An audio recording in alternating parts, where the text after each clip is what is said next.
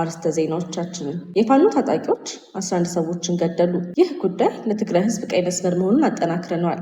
ሩሲያ ባለፉት 24 ሰዓት በዩክሬን ላይ በድሮን በክሩዝ ሚሳኤል እና በባለስቲክ ሚሳኤሎች የተደገፈ ሰፊ የአየር ጥቃት ፈጽማለች። ጥቃቶቹ በኪየቭ፣ በሱሚ፣ በክሪቬሬህ እና በሌሎች የዩክሬን ከተሞች ላይ ያተኮሩ ሲሆን በሲቪል አካባቢዎች ላይ ከፍተኛ ጉዳት አድርሰዋል። አወዛጋቢው የፍስልወ ገብረ እግዚአብሔር መግለጫ በዝርዝር ይዘነዋል። ሰላም የተከበራችሁ የሀበሻ ጎልድ ዜና ዩቲዩብ ቤተሰቦቻችን፣ እንደተለመደው በዛሬውም ስርጭታችን ውስጥ ትኩረትን የሚስቡ ክስተቶችን፣ የፖለቲካ፣ የኢኮኖሚ፣ የማህበራዊ እና ሌሎች ወቅታዊ ጉዳዮችን በዝርዝር ልናቀርብላችሁ ተዘጋጅተናል። እስከ ቪዲዮ መጨረሻ ድረስ ከኛ ጋር አብራችሁ እንድትቆዩ በታላቅ አክብሮት እንጋብዛችኋለን። ከኛ ጋር በመቆየት አንዳችም ጠቃሚ መረጃ እንዳያመልጣችሁ ያድርጉ።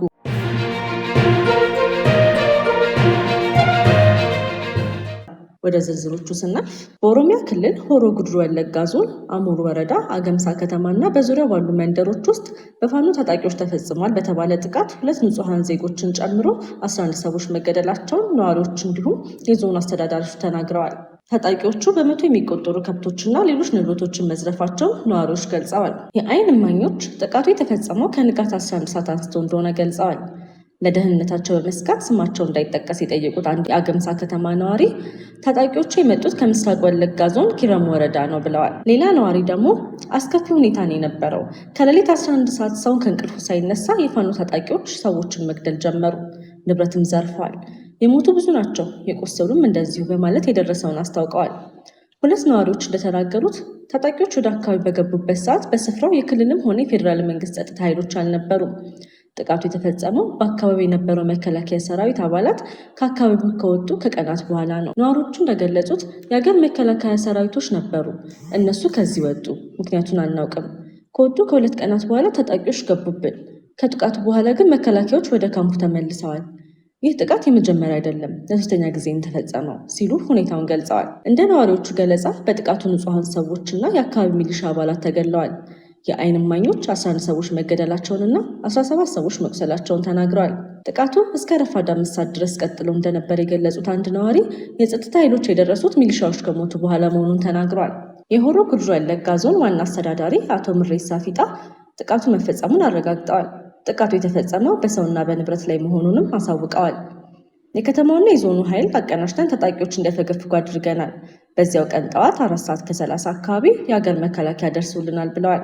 ታጣቂው ኃይል አሁንም አጎራባሽ ቀበሌዎች ውስጥ መኖሩን የሚያመለክት መረጃ እንዳላቸው የጠቀሱት ዋና አስተዳዳሪው ፋኖ ከተማውን ተቆጣጥሮ ነበር የሚባለውን ግን አስተባብሏል። ጠላት ከተማውን ተቆጣጥሬያለሁ ሊል ይችላል፣ በተግባር ግን የለበትም። በዚያ ከተማ ተመቶ ወጥቷል ሲሉ ተናግረዋል። የአሙሩ ወረዳ የፌስቡክ ገጹ ባወጣው መረጃ የፋኖ ጽንፈኛ የተባለው ኃይል በአገምሳ ከተማ ተኩስ በመክፈት በሕይወትና በንብረት ላይ ጉዳት አድርሷል ብሏል። የዞኑ ዋና አስተዳዳሪ አቶ ምሬሳ በበኩላቸው በወረዳው የሚገኙ 2 ቀበሌዎች ውስጥ የፋኖ ኃይሎች እንደሚንቀሳቀሱ ተናግረዋል። በሆሮ ጉድሩ ወረዳ መሰል ጥቃቶች ሲደርሱ ይህ የመጀመሪያው አይደለም። በ2014 ዓ.ም መጨረሻ የኦሮሞ ነጻነት ሰራዊት የአማራ ኢመደበኛ ታጣቂ ኃይሎችና ግለሰቦች ባደረሳቸው ተከታታይ ጥቃቶች ከ100 በላይ ሰላማዊ ሰዎች እንደተገደሉ የኢትዮጵያ ሰብአዊ መብቶች ኮሚሽን አስታውቆም ነበረ። በተያያዘ ዜና በዚህ ጉዳይ ላይ ከኦሮሚያ ክልል መንግስትና ከሌሎች ተቋማት የወጡ አስፈላጊ መረጃዎች እነዚህ ናቸው። የኦሮሚያ ክልል መንግስት የክልሉ ባለስልጣናት ጥቃቱን በፋኖ ታጣቂዎች የተፈጸመ መሆኑን ገልጸዋል። 11 ሰዎች መገደላቸውና ከሟቾቹ መካከል 2 ንጹሐን ሲቪሎች እንደነበሩም አስታውቋል። ታጣቂዎቹ ለፍርድ እንደሚያቀርቡና በአካባቢው ጸጥታ እርምጃ እንደሚጠናከርም ገልጸዋል። የኢትዮጵያ ሰብአዊ መብቶች ኮሚሽን ጉዳዩን በገለልተኝነት እየመረመረ መሆኑንም ገልጿል። መንግስትም መሰል ምርመራ እንዲካሄድ፣ ታጣቂዎችን ለፍትህ እንዲያቀርብ፣ ተጎጂዎችንም እንዲደግፍ ተጠይቋል። እንዲሁም ማስረጃ መሰብሰቡ ሳይጠናቀቅ ወገኖችን መወንጀል ውጥረቱን ሊያባብስ ስለሚችል ጥንቃቄ እንዲደረግም አሳስቧል። አንዳንድ የፋኖ ተወካዮች በዚህ አይነት በሲቪሎች ላይ በሚፈጸሙ ጥቃቶች ተሳትፎ እንደሌላቸው አሳስበዋል። እንዲሁም ንጹሐንን ኢላማ እናደርግም ብለዋል። ሩሲያ ባለፉት 24 ሰዓት በዩክሬን ላይ በድሮን በክሩዝ ሚሳኤል እና በባለስቲክ ሚሳኤሎች የተደገፈ ሰፊ የአየር ጥቃት ፈጽማለች። ጥቃቶቹ በኪየቭ፣ በሱሚ፣ በክሪቬሬህ እና በሌሎች የዩክሬን ከተሞች ላይ ያተኮሩ ሲሆን በሲቪል አካባቢዎች ላይ ከፍተኛ ጉዳት አድርሰዋል። የዩክሬን ባለስልጣናት በተለይ የመኖሪያ ህንፃዎች፣ የንግድ ቦታዎችና የመሰረተ ልማት በጥቃቱ መጎዳታቸውን ገልጸዋል። በሱሚ ክልል አንድ የሩሲያ ድሮን በመኖሪያ ቤት ላይ በመውደቁ 4 ሰዎች ህይወታቸውን አጥተዋል። ከሟቾቹ መሃል ከ2 ዓመት በታች የሆነች ህፃን ልጅ ተካታለች። በተጨማሪም ሌሎች በርካታ ሰዎች ቆስለዋል። በክሪቬን ሪህ የተፈጸመ የሚሳኤል ጥቃትም ቢያንስ 7 ሰዎችን አቁስሏል። የአደጋ አዳኞች በፍርስራሽ ውስጥ የተዋጡ ሰዎችን ለማውጣት ስራቸውን ቀጥለዋል። በኪየቭ ደግሞ ከአንድ ቀን በፊት በተፈጸመው ከባድ የሚሳኤልና የድሮን ጥቃት ምክንያት የሀዘን ቀን ታውጇል። በጥቃቱ ከ30 በላይ ሰዎች ሲሞቱ ከ100 በላይ ሰዎች ቆስለዋል። በርካታ የመኖሪያ ቤት ህንፃዎች፣ ትምህርት ቤቶች፣ የሕክምና ተቋማትና ሌሎች መሰረተ ልማቶች ከፍተኛ ጉዳት ደርሶባቸዋል። የማዳን ቡድኖችም አሁንም ፍርስራሹን በማንሳት ህይወት ያላቸውን ሰዎች ለማግኘት እየሰሩ ነው። የዩክሬን አየር መከላከያ ብዙ ድሮኖችንና ሚሳኤሎችን መጥለፉን ቢገልጽም አንዳንዶቹ ኢላማቸውን በመምታታቸው ከፍተኛ ጉዳት አስከትለዋል። በምላሹ ዩክሬንም በሩሲያ ውስጥ የሚገኙ አንዳንድ የወታደራዊና የኢንዱስትሪ ተቋማት ላይ የድሮን ጥቃት መፈጸሟ ተነግሯል። የዩክሬን ፕሬዝዳንት የዓለም አቀፉ ማህበረሰብ በሩሲያ ላይ ጫናውን እንዲጨምርና ተጨማሪ የአየር መከላከያ ስርዓቶችን ለዩክሬን እንዲያቀርብ ጥሪ አቅርበዋል። በሌላ በኩል ሩሲያ ጥቃቶቹ የተፈጸሙት የዩክሬን ወታደራዊ ኢላማዎችን ለመምታት መሆኑን ገልጻለች። ጦርነቱ በ5ኛ ዓመቱ እየቀጠለ ሲሆን በሁለቱ ወገኖች የአየር ጥቃቶችና የመሬት ውጊያዎች እየተባባሱ ነው። በአሁኑ ወቅትም የሰላም ድርድሮች ጉልህ ውጤት አላገኙም።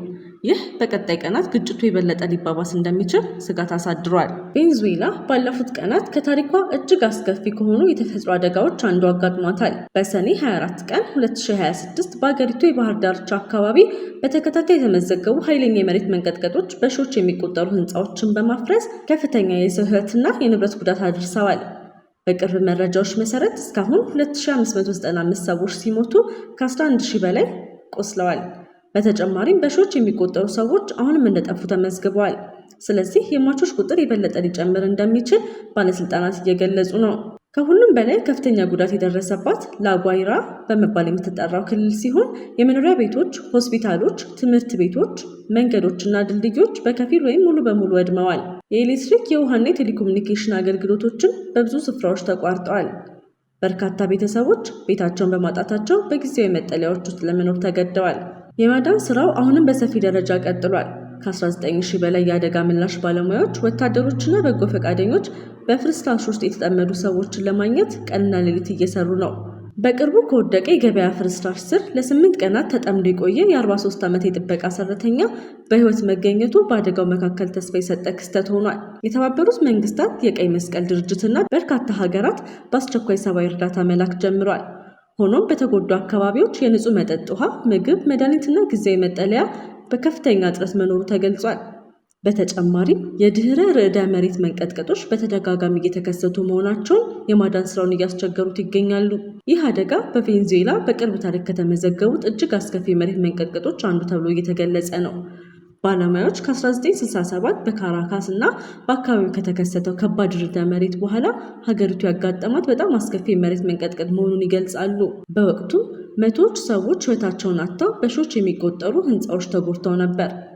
በዚህ ጊዜ የቬኔዙዌላ መንግስት የአደጋ ጊዜ አዋጅ በማወጅ የመልሶ ማቋቋም ስራዎችን ማፋጠኑን ቢገልጽም ብዙ ነዋሪዎችና ተንታኞች የእርዳታ ስራው ዝግ መሆኑንና ተጨማሪ ዓለም አቀፍ ድጋፍ እንደሚያስፈልግ እየገለጹ ነው።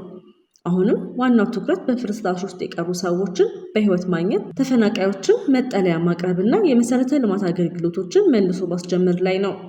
ለዛሬ ያዘጋጀናቸው ትኩስ አስፈላጊና ሰበር መረጃዎች እስከዚህ ድረስ ነበሩ። ጊዜያችሁን ሰጥታችሁ ከኛ ጋር ስለነበራችሁ ከልብ እናመሰግናለን። ሁልጊዜ ፈጣን፣ ትክክለኛ፣ የተረጋገጠና ሚዛናዊ ዜና እንዲደርሳችሁ በየቀኑ በትጋት እየሰራ እንገኛለን። በኢትዮጵያና በዓለም ዙሪያ የሚከሰቱ ወቅታዊ ክስተቶች፣ የፖለቲካ፣ የኢኮኖሚ፣ የማህበራዊና ሌሎች ወቅታዊ ጉዳዮችን በፍጥነትና በአስተማማኝ ሁኔታ ለእናንተ ለማድረስ ቁርጠኞች ነን። ከኛ ጋር ገና ካልተቀላቀላችሁ የሀበሻ ጎር ዜና ዩቲዩብ ቻናልን ሰብስክራይብ በማድረግ የቤተሰባችን አካል ይሁኑ። እንዲሁም የደወል ምልክቱን በመንካት ማንኛውም አዲስ ዜናና ሰበር መረጃ በታተመ ቅጽበት እንዲደርሳችሁ ያድርጉ። ቪዲዮን ላይክ በማድረግ አስተያየታችሁን በመጻፍና ለወዳጆቻችሁ በማጋራት የምታደርጉልን ድጋፍ ለእኛ ትልቅ ብርታት ነው። ስለምትከታተሉና ስለምትተማመኑብን ከልብ እናመሰግናለን። ሀበሻ ጎልድ ዜና፣ ፈጣን፣ ተአማኒና የተረጋገጠ መረጃ የሚገኝበት አድራሻ። እስከምንገናኝ ድረስ ሰላምና ጤና ከእናንተ ጋር ይሁን።